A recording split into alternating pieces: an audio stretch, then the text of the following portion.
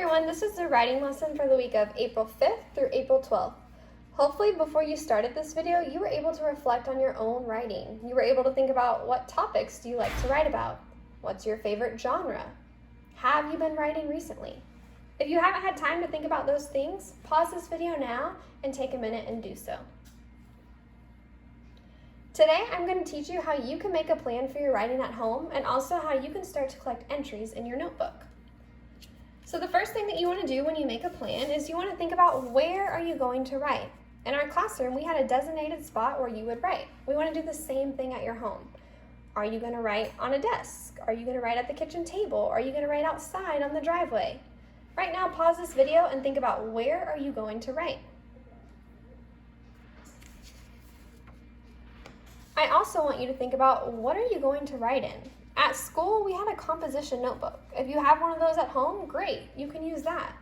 Maybe you have a spiral notebook at home that you're going to use. If you don't have a notebook, that's totally fine. You can just use loose paper and just keep it in a stack together or put it in a folder.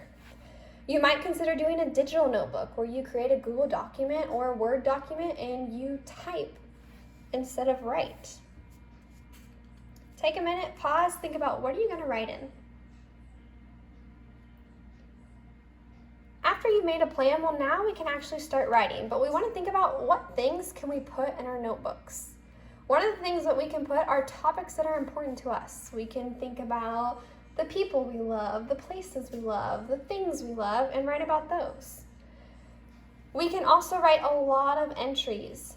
I'm going to ask that this week you spend time writing every day, so hopefully by the end of the week you do have a lot of entries in your notebooks. You might also consider putting thoughts and feelings in your notebooks and sketches. Remember that as third graders, we don't fill our whole notebook up with drawings and pictures, but we might have a little drawing or a little sketch to help get our thinking started. So, to wrap this lesson up, this is what I need you to do this week. I need you to find or create a writing notebook. I need you to spend every day writing lots of entries.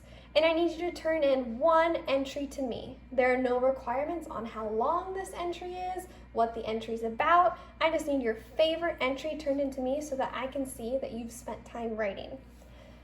I want to give you some examples of what those entries might look like. Here's my writing notebook. It's just a folder with loose leaves of paper in it. So an entry might look like this, where you're sharing about people that are important to you and you're writing about them.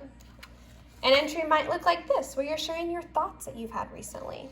Or an entry might look like this, where you're sharing the feelings you've had recently.